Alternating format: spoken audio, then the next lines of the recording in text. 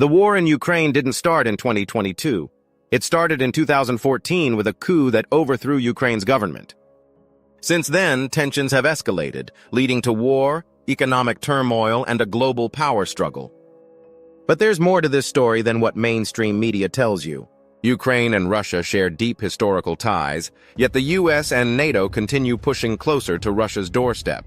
Today, we'll break down how the 2014 coup set the stage for war, and the Biolabs, Hunter Biden, and US involvement. Russia's and Ukraine's perspectives on the war. How energy dependence and NATO expansion are shaping the conflict. Let's get into it. Section 1. The 2014 coup. How it started. To understand this war, we need to go back to 2014. Ukraine had a democratically elected president, Viktor Yanukovych, who leaned toward maintaining ties with Russia instead of the European Union. But when he rejected an EU trade deal in favor of a Russian economic agreement, protests broke out in Kyiv, heavily funded and supported by the US.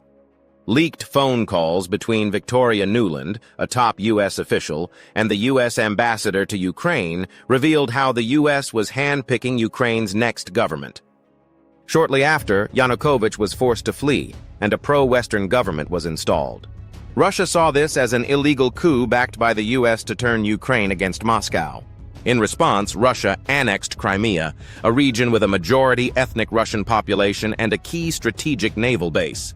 This coup wasn't about democracy, it was about pulling Ukraine away from Russian influence, and it worked. Section 2. Russia and Ukraine. A shared history. Ukraine and Russia aren't just neighbors, they were once part of the same country.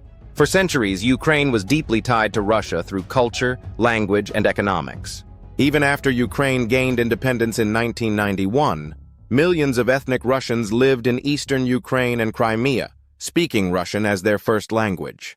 Many of them never wanted to separate from Russia in the first place. This historical connection is why Russia views Ukraine's shift toward NATO and the West as a direct threat, not just politically, but culturally. Section 3.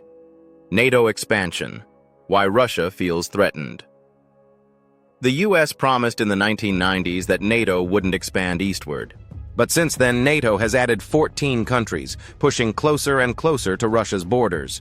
Russia sees this as a deliberate provocation, surrounding them with Western military alliances.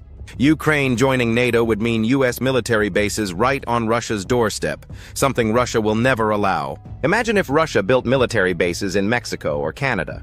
How would the U.S. react? That's how Russia sees Ukraine's NATO ambitions. Section 4. The Biolabs and Hunter Biden connection. Another controversial piece of this puzzle is the U.S.-funded Biolabs in Ukraine.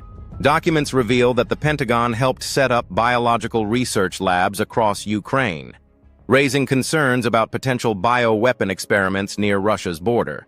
And then there's Hunter Biden's laptop. Emails show that Hunter Biden, President Biden's son, was involved in shady business dealings in Ukraine, working with Burisma, a corrupt energy company. One email mentioned 10% for the big guy, widely believed to refer to Joe Biden himself. Coincidence? Or was Ukraine being used as a playground for U.S. elites while pushing Russia into a corner? Section 5. Energy dependence. Why Europe needs Russia. One of the biggest reasons this war matters: energy. Before the war, Europe depended on Russia for nearly 40% of its natural gas. Countries like Germany built pipelines like Nord Stream 2 to secure long-term energy deals with Russia. But when the war started, the U.S. pressured Europe to cut ties with Russian energy, leading to skyrocketing prices, economic struggles, and even energy shortages.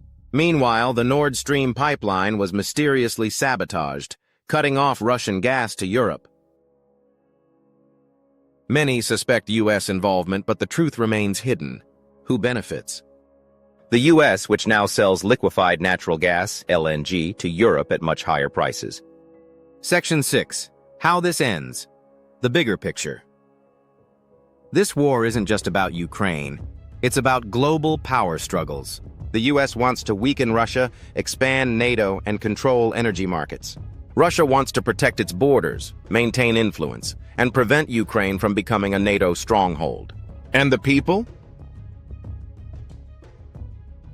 They're the ones suffering, Ukrainians and Russians alike. Thousands have died, economies have crashed, and the risk of a larger war looms.